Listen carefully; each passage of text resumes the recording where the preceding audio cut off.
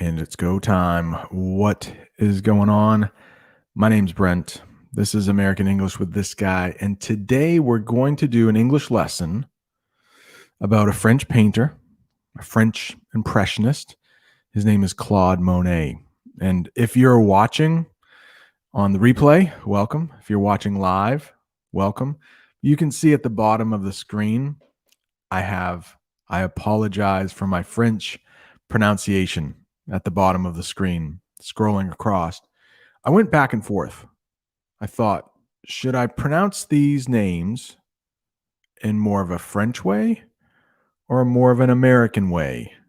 And I thought, because this is American English, I'm going to pronounce them in a way I think most Americans would say the names. But Monet is French. He had French friends. He was married to a French woman. He had 2 French sons. So I will do my best with those pronunciations. Oh no, I hope we don't have any people in here who are actually French. Hey, Rod, the Brazilian English teacher, is in here. I don't know if I have any moderators. I need to fix that, Rod. I can't fix that right now, but I'll fix that later. Welcome, Cecilia. Carl, how are you? I didn't think anybody would be here, but a couple people are. So I imagine most people will watch on the replay. I'm going to try to keep this short so you can listen to this in one setting, but we are going to go over the life and times of a painter I like quite a bit, even though I'm not really into art. But every time I see one of his paintings, I'm like, wow, that's pretty cool. How did he do that? The light he uses in his paintings, the shadows, it's pretty impressive. We'll take Anya's here from Germany. My goodness. Yeah, so late is right. Well, welcome. What's up, Rod? Cecilia, how are you? Philippe, how are you? Where's Carl? Get Carl up here. Good vibes. Thank you. Hey, we need some good vibes, don't we? All right, let's get into this lesson. Why did I accidentally hit remove? Oh, okay, I get it right here. Did I remove it? Let me put it back. Okay, we'll get it bigger. But I love these kind of lessons, and I hope you do too, because I may not be able to pronounce French very well, but I do think I'm a pretty good reader.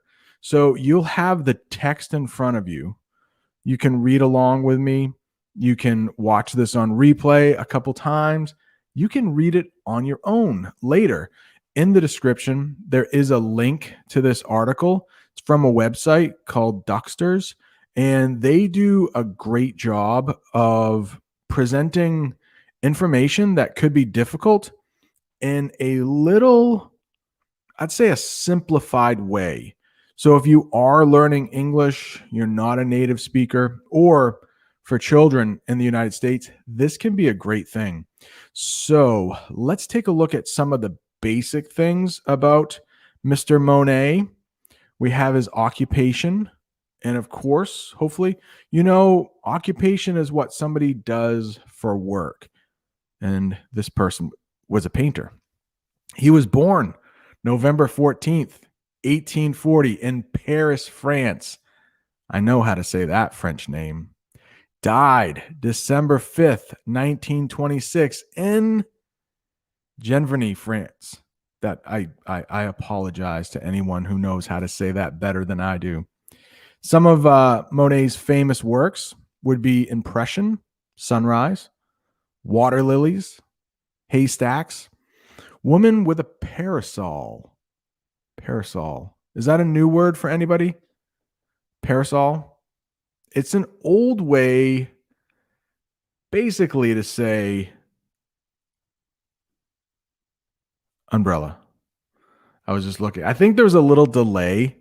So I was wondering if anybody, I know there are some people in the chat who know that parasol means umbrella, but a parasol is more for the sun and not the rain, but pretty much the same thing, a parasol. And he was an impressionist. And if you're not sure what an impressionist is, stick around until the end of this article. You'll find out. And I do believe impressionist is very much the same as it is in French. Maybe Portuguese and Spanish as well. I don't know. Anya, maybe German too. You tell me. Biography. Let's take a look at this word for a second. Biography. If you're ever going to take like the TOEFL or the IELTS, I have some lessons about Latin and Greek roots, and they're a good thing to know if you're studying English. And I know it's Latin and Greek. Why would we study that if we're studying English? Well, so many English words are made up of Latin and Greek roots. And this word is no different. Bio means life.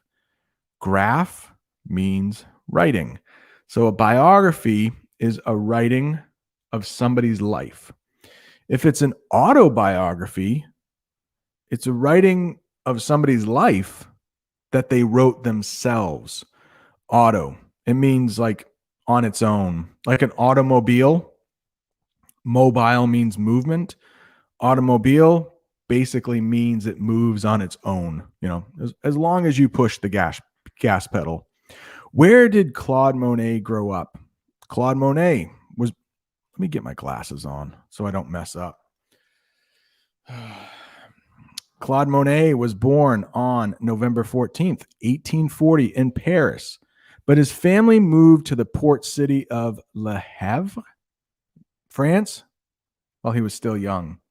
He loved to draw as a child. He began drawing caricatures of people that were quite good. Even as a kid, he was able to make some extra money drawing pictures of people. So in that paragraph, we had a couple things that I think, Anya says it's pretty much the same. Nice. That's the great thing about German, Germanic languages and Romance languages. We share really similar roots. So sometimes if you don't quite know the word, but it looks like a word in your own language, like, I think I know that. But let's take a look. Caricature. Again, I believe this comes from the French. So just in case you're not sure, let's take a look at what a caricature would be. So that is obviously of President Barack Obama, but a caricature is a drawing or painting of someone, but you accentuate a part of their body. Accentuate means to draw attention to. So maybe, President Obama's ears are maybe a little bit bigger than other people compared to his head. But in this caricature, the artist has really made those ears bigger. And that's what a caricature does. It takes a picture of somebody, but maybe their nose is a little bit bigger than most people. Well, the artist might accentuate that nose.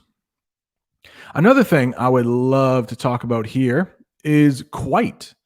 In the paragraph, it said, where is it? They were quite good. If you feel like you're using very too often, quite can work sometimes. It might not be as big as very, but I know a lot of English learners are like, I'm using very too much. And native English speakers use very all the time. But if you're a little worried about using very too much, throw in a quite. Almost the same. Almost the same. The next paragraph here. Around the age of 11, Claude entered a school for the arts. His mother supported his becoming an artist, but his father wanted him to take over. That's a phrasal verb right there. Take over the family grocery business. So if a son is going to take over the grocery business, that means when the dad dies, very sad, but the son will be the grocer. He will take over that business. He will be the new owner. He will be the new boss. Claude met some other artists around this time and began to use oil paints to paint the outdoors. So the next one we're going to get to is moving to Paris. Oh, mom dies. So sad. But it does happen sometimes. I mean, I already apologized for my French, so I'm going to get rid of that just in case it's distracting. Anybody in here actually like? I am live. Yes, Sita. Anybody in here? Whoops. Anybody in here like painting, art? I'm not a big fan of artists and art. I don't know as much as I do about American history, but yeah, Sita. I'm live. Live. Sita. I'm answering you. I'm live. Welcome, Sita. Welcome. But if you are a fan of art, this is just a bonus. And if you're not, like me, you might learn a little something. I know I did the first couple times I read this article. And Philippe, I am the worst. I am the worst artist. You should see my handwriting. I know some of you have. It's pretty bad. Yeah, I feel you. If you agree with someone or you know how they are feeling, you can say, I feel you. Philippe, I feel you, man. I feel you. The next one, moving to Paris. After a few years after his mother died in 1857, Claude moved to Paris to study art at that's Swiss Academy. I was almost going to try to say that more in a French way, but it's the Swiss Academy, Académie Suisse, maybe something like that. He was there for about a year when he was drafted into the army. So when you're drafted into the army, you have no choice. You have to go. He became sick with typhoid fever in the army and returned home a few years later. So I'm not sure what you call. Oh, Anya. I knew that actually, Anya. I've seen some of your work. I did know Anya was into art. Elena, welcome. Must be very late for you. I think you live in Russia, don't you? Russia's so big. If you live in Western Russia, it's very late for you. If you live in Eastern Russia, it's very early for you. So I want to talk just a little bit about typhoid fever. It could be something very similar in your language, but when we say typhoid fever in English, it means a fever is when your body gets really hot. And if you have typhoid fever, it gets like really hot. And you can contract typhoid fever from drinking dirty water or drinking dirty food. And I'm not going to say exactly how it gets dirty, but contracted, if that is a new word for you, you can use it with pretty much any virus or a disease. When someone gets sick, you can say they have contracted typhoid fever, or they've contracted the measles, or they've contracted chickenpox. I think most of us are about the same age, older than 30. And most of us probably had to have the chickenpox when we were younger. They're little spots that grow on your skin. Most people get them when they enter grade school. I know I got them in kindergarten. I think that's a German word. I got them in kindergarten, my first year of school. My brother and sister are younger than me. Guess what? They got them too. But guess what? Our kids probably won't get chickenpox because there's a vaccine. So I know my children won't get chickenpox, but you can get chickenpox later in life, a second time. In English, we call that the shingles. Not fun. I have not had the shingles. Jamie has, though. Jamie has. Not fun at all. Yeah, Sita, I'm right with you. Sita says, I know nothing about art. Sorry. Oh, but she's enjoying the company here. Let's get back to the article. We talked about everything we need to, right? The next one will be a critic. That comes in the next paragraph, I believe. Let's make this bigger so we can see it. The next part is women in the garden. Monet continued to paint outdoor scenes. His paintings were becoming accepted by the art critics in Paris. He then decided to take on large There's an A missing there. He then decided to take on a large project he called Women in the Garden. This was a huge painting, over 8 feet tall. Then he painted outside in the natural light. It was a normal, everyday scene. He spent a lot of time on it, but the critics did not like it. He became depressed. It was also out of money. So, yeah. Let's talk about critics first. And you can see at the bottom, a critic is someone who judges the work of others. There are music critics, there are food critics, there are art critics. And apparently, there was an art critic that didn't like Monet's work. What did he know, right? And so if your work isn't selling, you can get depressed. And I'm sure most people know what depressed is, right? Really, really sad. We're going to talk about anonymous.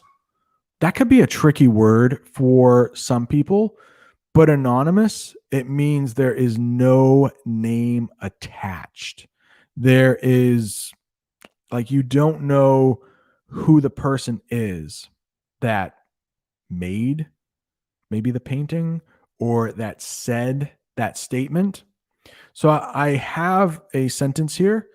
If you would like to use it for shadowing, that's great. But I think it will give you a better understanding of what anonymous means. Anonymous, kind of a big word.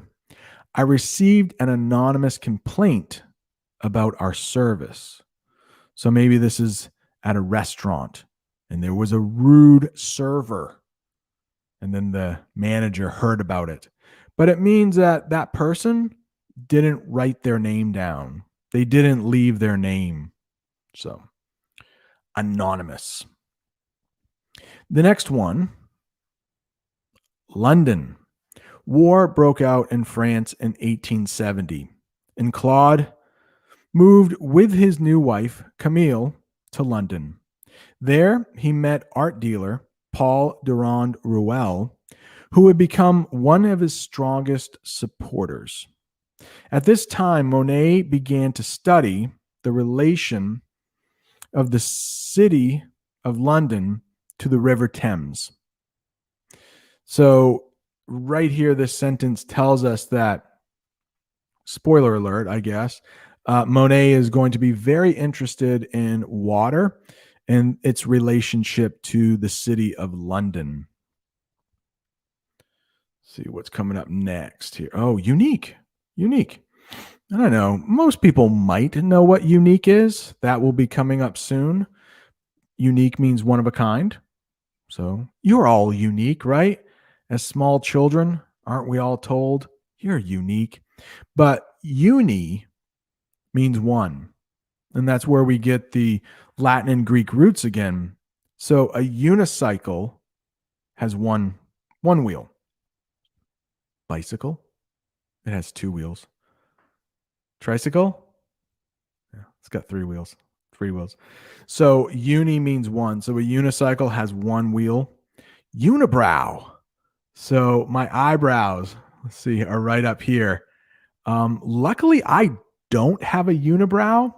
But in English, if somebody has a unibrow, it means there is hair in between their 2 eyebrows, making it look like they have only 1 eyebrow. And then uniform. So when somebody is in uniform, it's likely there are other people dressed just like they are. So let's take the military, famous for having uniforms. Everyone is wearing the same thing. There is only one type of clothing with a uniform. Next paragraph. Lots of French names in this paragraph here. Impressionists. Monet became friends with several of the leading artists of the time, including Pierre Renoir, Edward Manet, and Camille Pissarro. Together, they formed the Society of Anonymous Painters. So, a group of painters, maybe they didn't want their names known. Maybe they thought they weren't famous enough to have their names known. Society of Anonymous Painters, Sculptors, and Printers. They wanted to experiment with art and not do the same classical art that satisfied the art critics of Paris. So they're wanting to try something new. And guess what? Trying something new, I mean, that's what made them famous. That's what kind of changed the art world for their time. We also might come up with this word here, virtually. Virtually. It's another way to say almost or nearly. And the example sentence I have here is it's virtually summer in the United States. It's almost summer in the United States. And I can imagine if you are living in Brazil or Argentina, it's virtually winter for you, maybe like mid fall. Today, it felt like summer. That's for sure. No way. Anya says, if you ever get the chance to travel to the Normandie, that sounds very German. Normandie, visit Monet's garden in Giverny. Oh, maybe it's French. It's one of the beautiful places I've ever visited. Oh, I don't know how to say that other word with an E. Looks very French. Être. That's to be, right? That's the verb to be in French. Very nice. Thank you, Anya. And of course, Anya is an artist. Marco's here. Welcome, Marco. How are you? We are, if you're just joining us, what we are doing is we are working our way through an article about Claude Monet. So, going over some vocabulary as we come to it, some of the more difficult vocabulary. And we just talked about virtually. So, in recent years, of course, virtual has had a slightly different meaning when we talk about technology. So right now, I hope you are at least, you're all learning virtually. So I'm not in the classroom with you. We are thousands of miles away. And yet, I hope learning is still happening. I hope your English is becoming better because of this. Oh, Normandy. Now that's obviously for Americans, maybe the world. Normandy, very famous area in kind of northwestern France. Uh-oh. Yeah, no kidding. No kidding. Great point. Philippe says, if the French had beaten England, perhaps today we would have been learning French. Yeah, it's possible. Yeah, think about it. Yeah. There's so many different possibilities. World War II, who knows? Maybe we would be, speaking German or Japanese. Maybe. Uh-oh. Rod, it's getting chilly. I'm so glad. I went on a nice walk today, like 5 miles. Nice long walk. But I have allergies. I've mentioned the allergies. And literally, there was white stuff that looked like snow getting into my mouth, getting into my eyes. It's getting warmer here. Spring is springing, but it comes at a cost for people with allergies. Yeah. I'm taking all the medicine for allergies, all the medicine. I was virtually sneezing with every step on my walk today. Not quite, but almost. Virtually. All right, let's get back to the article here. I'll make it bigger so you can see. They organized an exhibition So they're putting their artwork on exhibit. They're showing everybody. They organized an exhibition of their art in 1874. One critic called it the exhibition of the Impressionists. It's a bad term back then.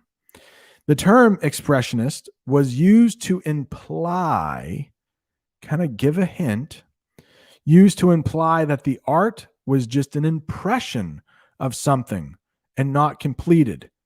It was meant as an insult.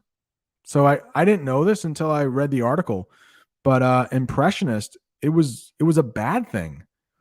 So when we look at some of Monet's art, it's not going to look like the real thing. If there are water lilies in the water, it's not like a photograph. It's not meant to look like a photograph. It's Monet's unique spin or his unique take on something in nature. And this art critic was saying, oh, it's not any good. And I think Monet was like, well, it's not supposed to be what you think. I'm trying to do something different. And of course, the world took notice, and he's one of the most famous painters to have ever lived, I think. You could make an argument for that, Monet. Just checking the chat here. Is anybody yelling at me that I'm doing something wrong? No? Cecilia's saying sorry. Thank you. I love spring. I love summer. Just got to get through the pollen, get through the allergies. I know there are some. I think Semra is not here with us from Turkey. She says she also deals with allergies. So it's a minor thing. I'll get over it. It's okay. The next part here of the article, impression, sunrise. Now let's take a look. This is just, I think I can click to make it bigger. Yeah. Again, I am not an artist. I don't know a lot about art, but I mean, just my goodness, obviously our eyes are telling us, okay, that looks like a boat. That looks like the sun is either rising or setting, but it's a flat, two-dimensional picture. And yet there's so much color coming from it. And it almost has like depth. So we would talk about like the foreground. That boat might be more in the foreground. The sun is more in the background. It's a flat picture, but the way Monet painted it, it's almost three-dimensional. It almost has like things that are closer and further apart. It's just amazing. All right. Yeah, I don't know. Is that to me that looks like the sun. But the great thing about Luke's in here. Hey, what's up? Luke and I were talking a little earlier. Welcome. But the thing about that is I can say the sun. Someone else might say the moon. That's the great thing about art. That's the great thing about reading literature. If it's done well, two people can look at the same thing, or they can read the same thing, and they have a different interpretation. So what they bring into their brain, it's a little bit different from someone else. And that's the great thing about no way. So your daughter is also a painter? So if you could, if you sometimes members of the channel, of my other channel, we get together. Like yesterday, we got together. I think Anya's daughter was on camera for a second. I would love to see that painting. That would be amazing. Ibrahim is here from Egypt. Welcome. Yeah. So again, not a big art guy. Oh no, how do I get out of here now? Not a big art guy. And I'll talk about that in this week's video. I think it'll come out on Wednesday. Donuts. I go to a donut shop in the United States. We eat donuts, an Oreo donut. But I talk about, like, you can say, oh, I'm an art guy or I'm an art girl, but I'm not a donut guy. I am a donut guy. I love donuts. So you can just say that about yourself when you want to describe something you really like. I'm a language guy. I'm a jazz girl. Maybe that's the example I use, jazz versus rock music. So you could say, hey, I'm a jazz girl. I like jazz. And I know even if you are a woman, we say girl in the United States. Even if you're a lady, we say girl.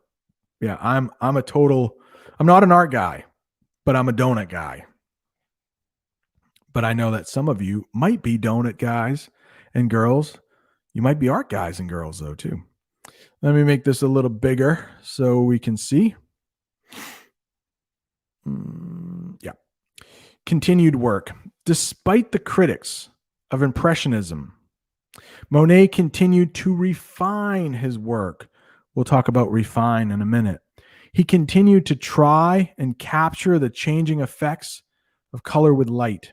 He used a wide range of vibrant colors and painted quickly using short brush strokes. Soon, Monet's work began to gain recognition.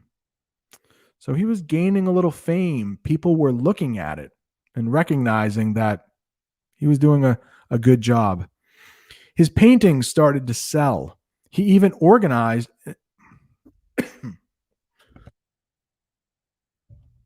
hit the cough button so I could really cough those allergies out. Excuse me. His paintings started to sell. He even organized an Impressionist art exhibition in the United States in 1886. That extra cough hurt my brain, I think, a little bit. Just kidding. Let's talk about those two words that I thought might be kind of difficult in that paragraph, and that is possibly refine. Refine. I use the term fine tune because you might hear that in English sometimes. And it's making little changes to something to make it better. So maybe with your English, you are always refining it, trying to make it better, little changes over time, not big changes, little changes. And we also sometimes call that fine tuning. Vibrant is another word that might be new for you. It has two different meanings. In this article, it means bright colors, vibrant colors, like really bright, but it can also mean lots of energy. In the example sentence I have here is, she had a vibrant personality. She lit up every room she walked in. So I hope that's a good sentence for you. If you notice, I did end that sentence with a preposition. You may hear some teachers, I think they're older teachers, but you may have an English teacher that tells you, hey, never end a sentence with a preposition. I could rework that sentence so that it doesn't end with a preposition, but I'm telling you, end with a preposition. It will sound more natural. And the idea that you can't end sentences with prepositions is going away. So feel more comfortable. Don't always try to switch your sentence up so that you won't end with a preposition. We do it all the time as native speakers. Marco, no way. I didn't know you were from Mexico.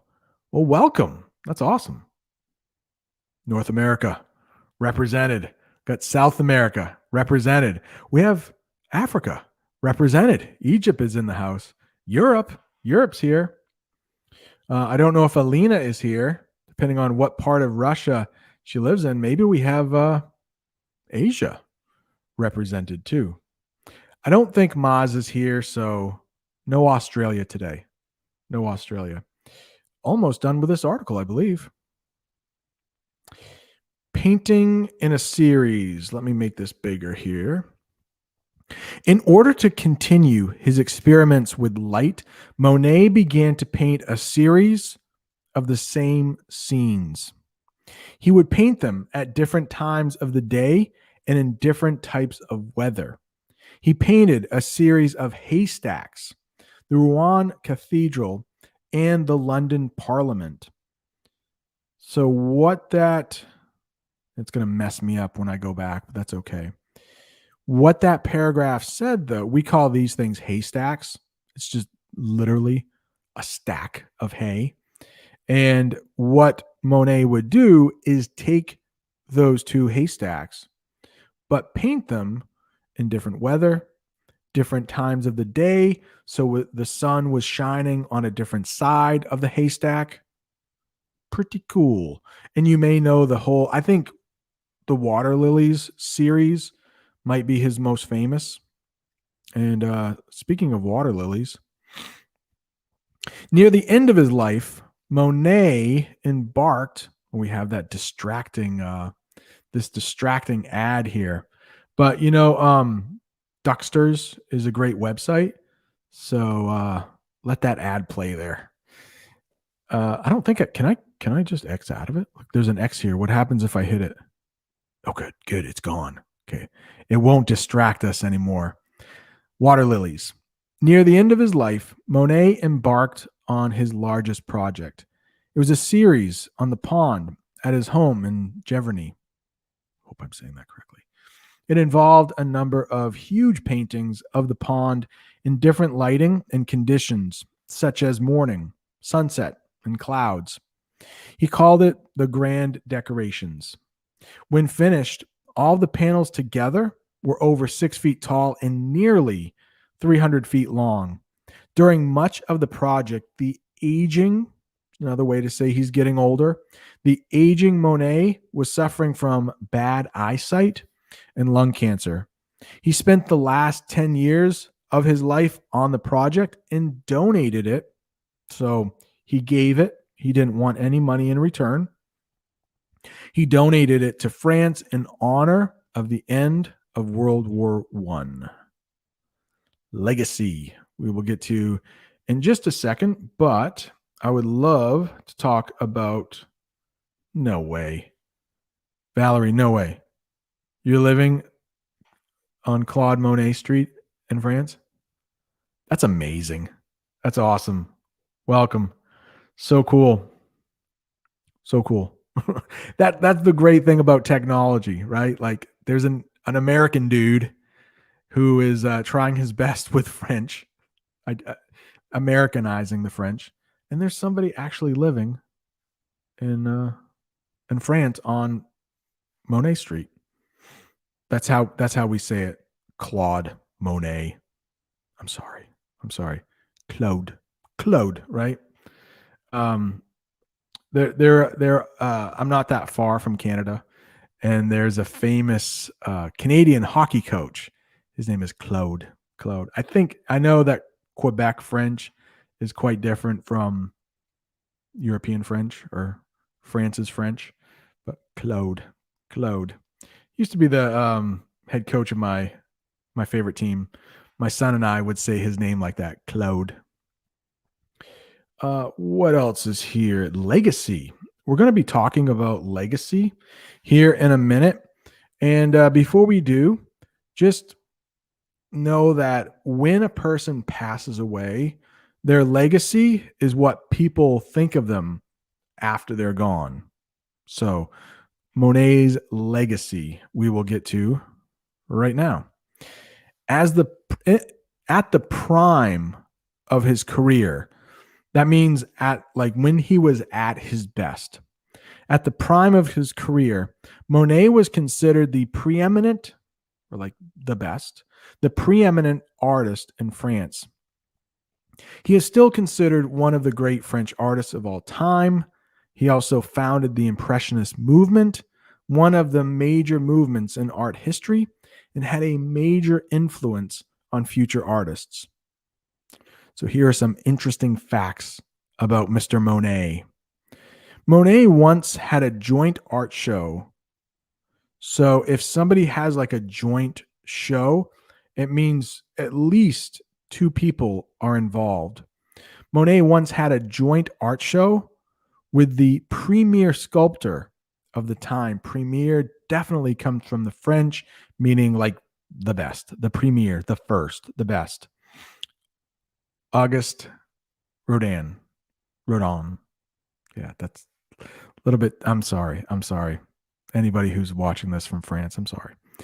It was a huge success. He painted many pictures of his first wife, Camille. They had two sons named, we would say, Jean and probably Michael, but many Americans might pronounce that Michel. At one point, before his paintings started to sell, he became so distraught. Distraught is just fearful, very sad, nervous. He became so distraught over his financial situation, he tried to commit suicide. Financial? Anytime you hear that, think, I'll wait. I know that somebody in here knows, right? When you hear financial, yeah, did he do the thinker? Did Rodin do the thinker?